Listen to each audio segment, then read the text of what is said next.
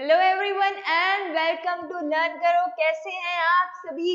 सबने चैप्टर अच्छे से पढ़ लिया? जितना हमने कंप्लीट किया है होप सभी ने अच्छे से पढ़ लिया होगा। सो आज हम करने वाले हैं हमारे कुछ नए रिमेनिंग कंसेप्ट, जो हमारे कंसेप्ट अभी रहते हैं हमारे चैप्टर में। So today we are going to study about past adjustments. बात करेंगे आज पास्ट एडजस्टमेंट्स की कि पास्ट एडजस्टमेंट्स क्या हैं और पास्ट एडजस्टमेंट्स का कंसेप्ट इतना कॉम्प्लेक्स क्यों है कि हमें सुनने में आता है कि पास्ट एडजस्टमेंट्स का जो कंसेप्ट है वो गलत हो जाता है। सो देखेंगे यार ध्यान से कि क्या होती है पास्ट एडजस्टमेंट। देखो जी, एक चैप्टर पढ़ा था 11th क्लास में, रेक्टिफिकेशन ऑफ एरर्स। पढ़ा था या नहीं पढ़ा था, या सिर्फ जैसे तैसे करके उसका क्वेश्चन अटेम्प्ट किया था? चलो जो भी हुआ, अभी की बात करेंगे कि पास्ट एडजस्टमेंट्स क्या है। देखो क्या होता है, कभी कभी अकाउंट सारे कंप्लीट हो गए, ठीक है ना, अकाउंट सारे कंप्लीट हो गए, पार्टनर्स कैपिटल बना लिया, P&L एप्रोप्रिएशन बना, सब कुछ बना लिया, और तब याद आया ये एक तो गलती हो गई। सो उस गलती को रेक्टिफाई कैसे करना है, उस गलती से मिस्टेक को कैसे रेक्टिफाई करना है, that is called past adjustment. उन गलतियों को रेक्टिफाई करने के लिए हम एक एडजस्टमेंट करते हैं, एक जर्नल एंट्री पास करते हैं, that are your past adjustments. ठीक है जी। Some errors or omissions are detected after closing the accounts. Accounts close होने के बाद अगर हमें याद आए कि ओ माय गॉड ये तो हमसे गलती से मिस्टेक हो गई, तो उन गलतियों को ठीक करने के लिए हमें क्या करना पड़ता है, पास्ट एडजस्टमेंट एंट्रीज पास करनी पड़ती है। The effect of these errors and commission can be rectified and adjusted by directly through a partner's capital account by passing a adjusting journal entry. ठीक है ना। अब देखो कैसी कैसी गलतियां हो सकती है। कभी कभी हमसे क्या हो जाएगा, partners capital interest on capital, interest on drawings गलत लिखे जाएंगे, या फिर हम लिखना ही भूल जाएंगे, या फिर पार्टनर्स में जो प्रॉफिट डिस्ट्रीब्यूशन है वो गलत प्रोपोर्शन में हो गया। द प्रॉफिट शेयरिंग रेशियो, अब क्या हुआ कि हमने प्रॉफिट शेयरिंग रेशियो चेंज हो गई थी, हमने प्रॉफिट शेयरिंग रेशियो पुरानी प्रॉफिट शेयरिंग रेशियो के अकॉर्डिंग डिस्ट्रीब्यूशन कर दिया। सो अब हमें सही वाली प्रॉफिट शेयरिंग रेशियो के अकॉर्डिंग डिस्ट्रीब्यूशन करना पड़ेगा। When salary or commission payable to a person has been omitted, salary और कमीशन या फिर हमने या तो भूल गए पे करना, या फिर हमने गलत पे आउट कर दी। सो ये सारी गलतियां हमसे हो सकती हैं। इन सब गलती से मिस्टेक को ठीक करने के लिए हमें क्या करना है, एक एडजस्टमेंट एंट्री पास करनी है। उस एडजस्टमेंट एंट्री का अमाउंट भी हमें कैलकुलेट करना पड़ेगा। सो ये सारी बातें आती है हमारी पास्ट एडजस्टमेंट एंट्री में। इतनी बात हमें समझ आ गया कि पास्ट एडजस्टमेंट एंट्री क्या है, पास्ट में जो गलतियां हुई अब उनको एडजस्ट करने के लिए हम जो एंट्री पास करेंगे, that are your past adjustment entry. चलेंगे एक एग्जांपल के साथ। देखो जी, एग्जांपल लेंगे कि हमसे गलती से मिस्टेक हो गई क्या, कि हमारे पास ये इंटरेस्ट ऑन कैपिटल था ABCD का, ये हमने दिया ही नहीं। सारे अकाउंट्स हमने क्लोज कर दिए और इंटरेस्ट ऑन कैपिटल अकाउंट तो दिया, इंटरेस्ट ऑन कैपिटल तो दिया ही नहीं। अब इंटरेस्ट ऑन कैपिटल कहाँ पे था, जल्दी से बताना, इंटरेस्ट ऑन कैपिटल कहाँ है, पार्टनर्स कैपिटल अकाउंट में। इतनी बात क्लियर है। कौन सी साइड पर है, क्रेडिट साइड पर है, इतनी भी बात क्लियर है। ये बात पहले सुन लो, क्या है, इंटरेस्ट ऑन कैपिटल कहां पर है, पार्टनर्स में क्रेडिट साइड पर है। ठीक है। अब देखो एडजस्टमेंट एंट्री कैसे बनानी, बहुत ध्यान से समझेंगे कि एडजस्टमेंट एंट्री हमें कैसे बनानी है।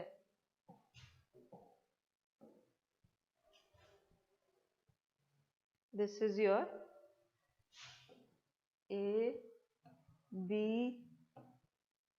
C and D,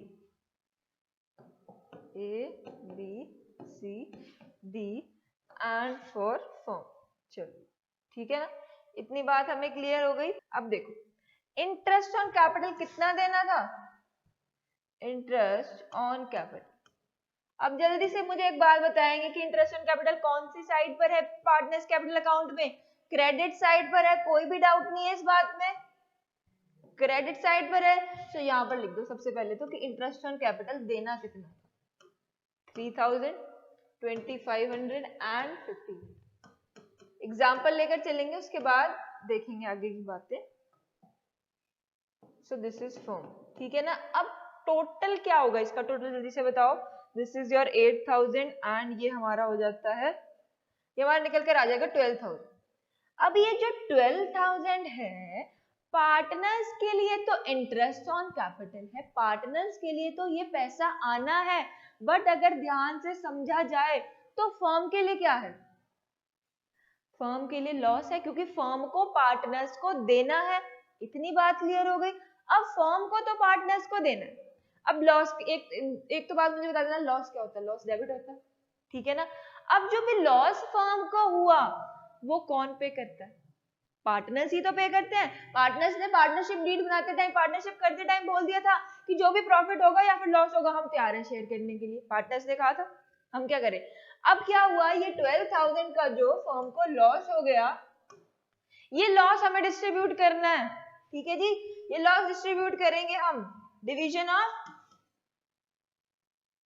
ये जो लॉस है हमारा इसको डिवीजन करेंगे, डिवीजन ऑफ रुपीज 12,000 इन, मान लो रेशियो में कोई भी रेशियो प्रोवाइडेड नहीं है तो इक्वली शेयर करेंगे, इक्वली शेयर होगा।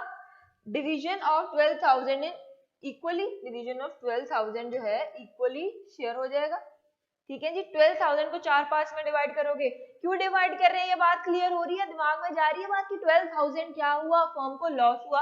अब जो लॉस हुआ वो भी तो पार्टनर्स को आपस में शेयर करना है, प्रॉफिट शेयरिंग रेशियो हमें बताई नहीं तो हम कितना शेयर करेंगे, इक्वल इक्वल देंगे, सो सबको चला जाएगा 3,000 3,000 3,000 एंड 3,000 यहाँ पर दोबारा से आ जाएगा 12,000, यहाँ पर कहानी खत्म हो जाएगी, ठीक है जी।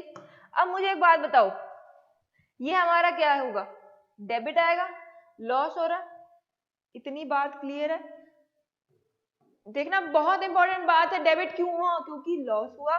इंटरेस्ट ऑन कैपिटल क्रेडिट क्यों हुआ, क्योंकि interest on capital partners account capital में क्या होता है, क्रेडिट होता है, तो इसलिए हमने क्रेडिट कर दिया।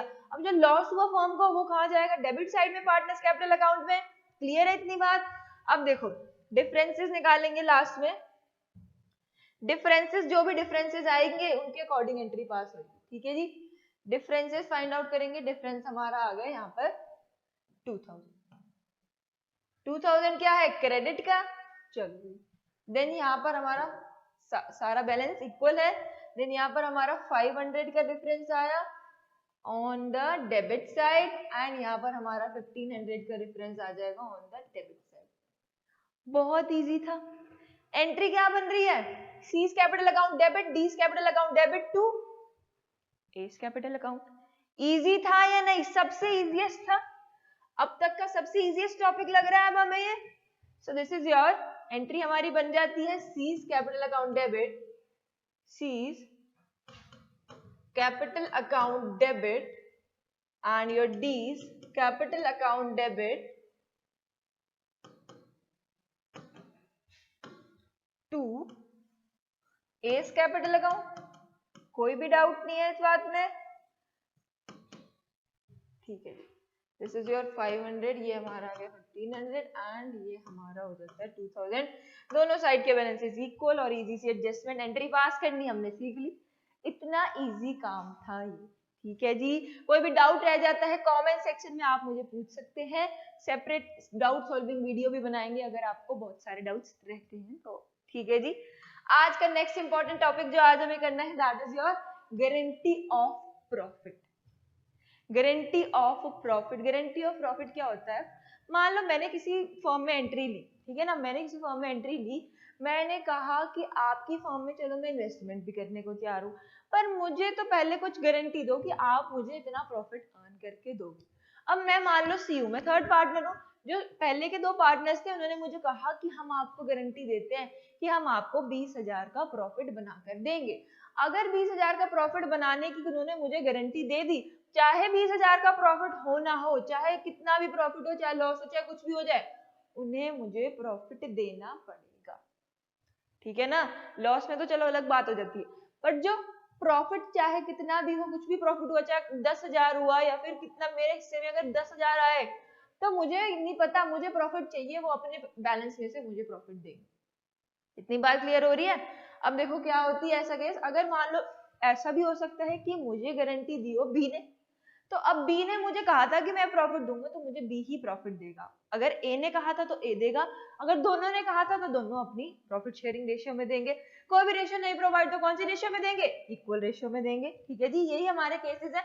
इस चार्ट का स्क्रीनशॉट ले लो क्योंकि गारंटी ऑफ प्रॉफिट पूरा आपको समझ आ जाता है इस चार्ट में, ठीक है ना। अब देखो क्या हो सकता है, guarantee of partner given by all partners या फिर guarantee of partner given by one और सम पार्टनर्स। तब क्या होगा और तब क्या होगा, अगर एक पार्टनर ने दिए if partner share of profit is less than guaranteed profit, जो भी शेयर आया वो अगर इतना शेयर आ गया, इतना प्रॉफिट उसे पहले ही चला गया, तब तो बात वहीं पर खत्म हो जाती है। मान लो मैंने उसे गारंटी दी थी, मान लो मुझे पार्टनर्स ने, दो पार्टनर्स ने गारंटी दी थी कि हम आपको 10,000 का प्रॉफिट बनाकर देंगे, पक्की बात है, और 10,000 का ही प्रॉफिट हो गया, तो बात वहीं पर क्लोज हो जाती है। अगर ऐसा हुआ कि जो पार्टनर ने मुझे गारंटी दी थी, पार्टनर्स ने वैसा प्रॉफिट उतना नहीं बना, तब क्या होगा, deficiency in the guaranteed profit will be borne by old partners in the agreed ratio.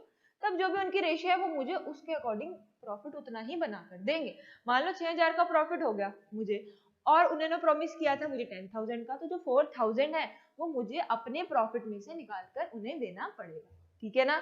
Next क्या होता है, partner share of profit is more than the guaranteed profit, profit will be shared in the agreed ratio. अगर जो profit की guarantee थी उससे ज्यादा profit हो जाता है तो वो रिमेनिंग प्रॉफिट जो है वो सारा इक्वली शेयर हो जाएगा। ठीक है जी।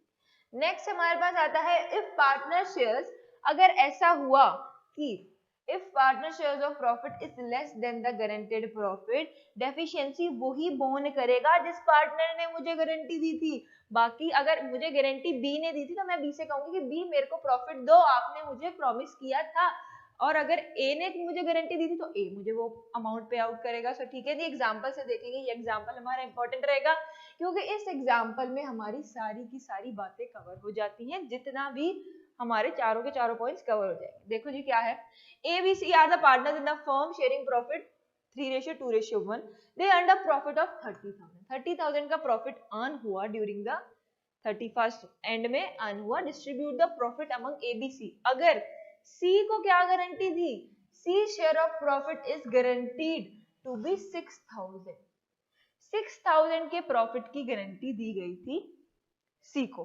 ठीक है जी, सबसे पहले 30,000 को डिवाइड कर लो, 30,000 को डिवाइड करेंगे 3:2:1 में, ये हमारा निकल कर आ जाएगा 3:2:1। अब सी को गारंटी कितनी प्रॉफिट की दी थी, सी को हमने गारंटी दी थी 6,000 की, प्रॉफिट निकल कर आ रहा है हमारा 5,000, तो क्या होगा, इसको 6,000 तो कंप्लीट करके देने पड़ेंगे। सो ये ऐड करेंगे। अब जो ये 1,000 है, 1,000 को डिवाइड करेंगे 3:2 में। ठीक है ना, ये आपका आ जाएगा 2/5। तो ये हमारा निकल कर आ जाएगा कितना, दिस इज योर 600 एंड ये हमारा निकल कर आ जाएगा 400। सो ये जो अमाउंट्स है, ये जो प्रॉफिट में डेफिशिएंसी है, ये कौन बियर करेगा, ए एंड बी दोनों को बियर करने पड़ेंगे अपने रेशियोज में। तो 600 कहां से डिडक्ट कर देंगे, 600 कर देंगे ए के बैलेंस में से और 400 कर देंगे बी के बैलेंस में से डिडक्ट। ये हमारा केस 1 हो जाता है।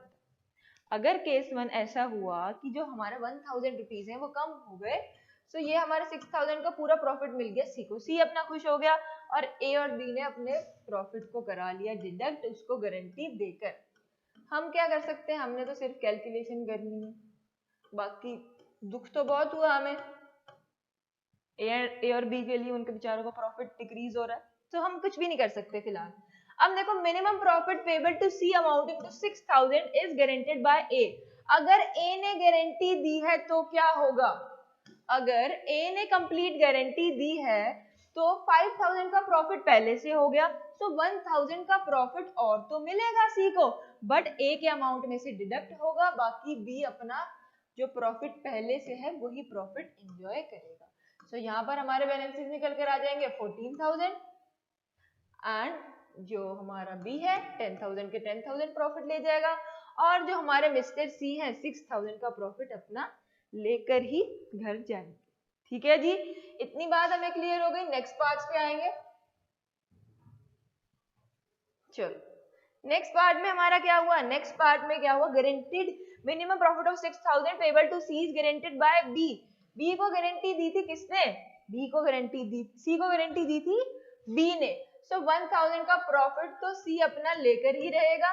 गारंटी किसने दी, बी ने दी, तो बी के बैलेंस में से, बी के प्रॉफिट में से डिडक्ट कर देंगे हम 1,000 एंड जो हमारे सी भाई साहब, ए भाई साहब हैं वो 15,000 के 15,000 ही रहेंगे। इतनी बात क्लियर हो गई। Any deficiency after making payment of guarantee of 6,000 rupees will be borne by A and B in ratio 3:1। अब क्या कह रहे हैं कि जो भी अगर डेफिशिएंसी आती है, डेफिशिएंसी कितने की आ रही है, 1000 की डेफिशिएंसी आ रही है, ये बात हमें पता है। तो सी को तो जितने पैसे देने ही देने हैं, 1000 की डेफिशिएंसी बियर करनी पड़ेगी हमें कितने रेशियो में, 3:1। इतनी बात समझ आ रही है। सो देखो जी, जो 1000 की डेफिशिएंसी हुई 3/4 एंड ये आ जाएगा 1000 की deficiency 1/4, so this will become your 25 and ये भी हमारा हो जाएगा 25 to 50। सो ये निकल कर आ जाएगा हमारा 750 और यहाँ पर आ जाएगा 250। सो ये अमाउंट्स जो है ए और बी को अपने बैलेंस में से कट कराने पड़ेंगे ताकि सी को जो उसका प्रॉफिट का प्रॉमिस है वो पूरा हो पाए। ठीक है जी, डिडक्ट कर लेंगे हम, इतनी कोई बड़ी बात नहीं है। सो यहाँ पर हमारा निकल कर आ जाएगा ए और बी का amount. I think guarantee of profit का टॉपिक सभी को क्लियर हुआ होगा। सो आज के लेक्चर में हमने मोस्ट इंपॉर्टेंट टॉपिक्स कवर करे, that were your past adjustments and guarantee of profit. कोई भी डाउट किसी भी बच्चे को रह जाता है, कमेंट सेक्शन में आप मुझे पूछ सकते हैं आज के आज without any hesitation. So learn करो ऐप आप सभी डाउनलोड कर सकते हैं एंड टेलीग्राम ग्रुप भी ज्वाइन कर सकते हैं। दोनों के लिंक जो हैं आपके लिए डिस्क्रिप्शन में दिए गए हैं। And don't forget to subscribe the channel क्योंकि आपको कंसेप्ट्स वीडियोस और अपलोड होने वाली हैं बहुत जल्द। नेक्स्ट चैप्टर भी स्टार्ट करेंगे, so don't forget to subscribe the channel and that was all for today and I will meet you in the next video.